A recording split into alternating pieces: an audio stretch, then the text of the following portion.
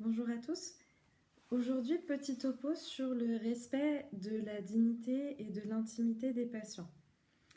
Il va y avoir deux leviers sur lesquels nous allons pouvoir jouer finalement pour respecter l'intimité et la dignité des patients. Le premier levier, ça va être les locaux, tout simplement. Et le deuxième levier, bien entendu, ça va être nous, les professionnels de santé. Alors, on va commencer par parler des locaux. En fait, il faut savoir que les établissements, ils se doivent, par toute disposition appropriée, de garantir le respect du patient en toutes circonstances.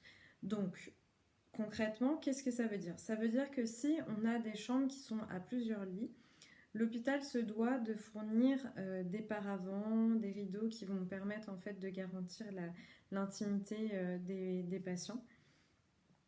Si jamais nous avons plusieurs patients qui sont présents dans la même chambre et qu'un médecin a une annonce grave à faire, il est fortement recommandé au médecin de proposer soit est-ce que le patient à qui on annonce grave est mobile peut se déplacer et auquel cas le prendre dans un espace où il va y avoir que lui et le médecin pour pouvoir faire l'annonce de manière la plus optimale possible. Soit c'est le voisin qui peut se mobiliser parce que le patient à qui on a à faire l'annonce, malheureusement, ne peut pas se déplacer. Et si vraiment il n'y a pas de possibilité de mobiliser ni l'un ni l'autre, il n'y a pas de possibilité. Mais en tout cas, on garde à l'esprit cette alternative. Dans les locaux, ce qui va permettre de garantir également le respect de l'intimité et du coup de la dignité, c'est les portes. On nous demande à ce que les portes des patients soient fermées. Il y avait un médecin-chef qui disait, écoutez, quand vous êtes à l'hôtel, en fait, les portes de l'hôtel sont fermées. Vous n'avez pas de portes d'hôtel qui sont ouvertes. Et bien là, c'est pareil, il faut penser à fermer les portes. Oui, mais qu'est-ce qui se passe quand on a des patients qui, comme en pneumologie, vont être hyper angoissés et ne supportent pas les portes fermées, ou bien des personnes âgées qui nous demandent de laisser la porte ouverte, ou des patients en fin de vie qui peuvent aussi nous solliciter sur le fait de voir du monde. En fait, ça les rassure et ils vous verbalisent clairement que non, s'il vous plaît, madame, est-ce que vous pouvez laisser la porte ouverte? Ok, c'est possible. Il faut que ça reste de l'ordre d'exceptionnel et qu'on se dise pas, allez, faites du slip, on laisse les portes ouvertes pour tout le monde, voilà. Mais si on est confronté à ces cas de figure, c'est tout simplement de tracer dans le dossier de soins. Si jamais il y a une indication médicale à laisser la porte ouverte parce que le patient vraiment il nécessite une surveillance particulière, et ben ça va être au médecin de bien le tracer dans le dossier de soins. Voilà, l'idée c'est finalement que on fasse les choses de manière intelligente. Si jamais la porte doit rester ouverte, il faut qu'il y ait une justification et que la justification elle soit tracée dans le dossier de soins du patient. Aujourd'hui, on a des pancartes qui sont disponibles qu'on peut mettre sur les portes des patients, un peu comme les mesures de précaution ou bien quand on a un patient qui est à jeun. Et bien là, c'est pareil, et on peut avoir une petite pancarte où il y a écrit porte ouverte à la demande du patient. Et comme ça, au moins, quand on passe devant, on sait que c'est pas un oubli, on sait que c'est bien à la demande du patient et du coup, on respecte sa volonté. Petite parenthèse fermée. Dans les locaux, ce qui va permettre de bénéficier au patient du respect de son intimité et sa dignité, ça va être l'hygiène des locaux, d'accord? Et ça va être également l'état des chambres. Donc l'état des chambres, en plus de la prévention du risque infectieux, où on sait que l'entretien de l'environnement est hyper important dans la prévention des infections nosocomiales, ça va être aussi contributif au bien-être du patient. Enfin, je veux dire, quand vous entrez dans une chambre et qu'il y a du matériel à profusion, que les poubelles n'ont pas été changées, que je ne sais pas, ça sent pas bon, que voilà, enfin, c'est qu'il y a des coulures sur le lit parce qu'en fait le patient il a eu des sécrétions et on n'a pas fait attention et on n'a pas nettoyé les barrières de lit. Bah, tout ça, ça va interférer dans le respect de la dignité et de l'intimité du malade parce que lui, il peut pas faire. Enfin, il faut vraiment se dire qu'on est souvent, dans bien des situations, nous allons être les mains du patient quand lui ne peut plus faire les choses.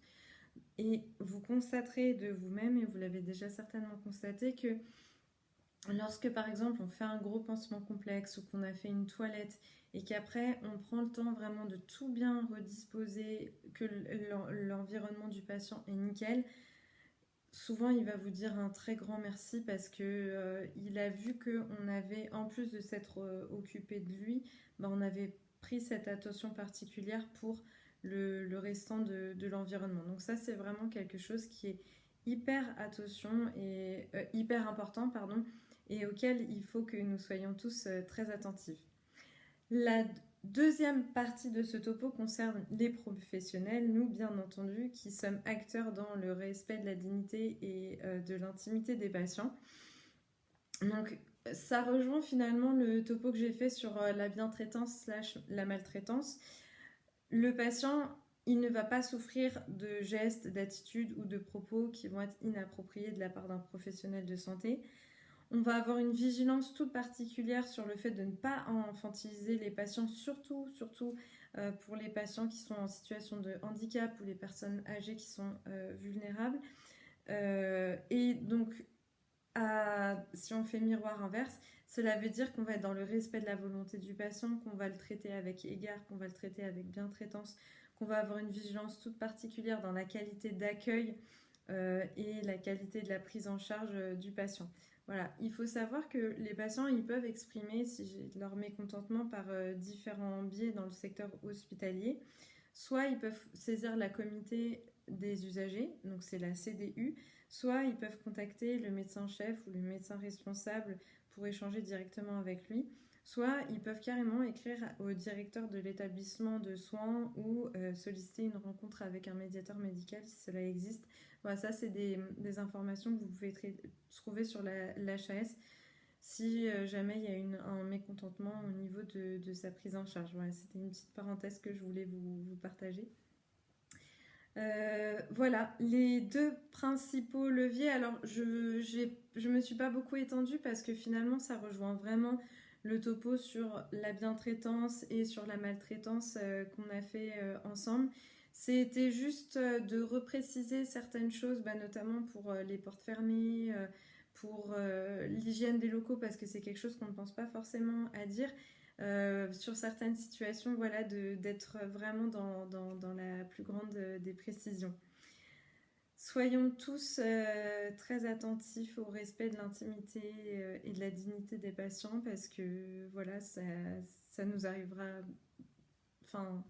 à tous soit d'être confrontés avec un proche qui est hospitalisé ou nous-mêmes qui pouvons être hospitalisés. Et finalement, c'est ce qu'on entend souvent, c'est faisons aux autres ce qu'on aimerait recevoir nous comme soin.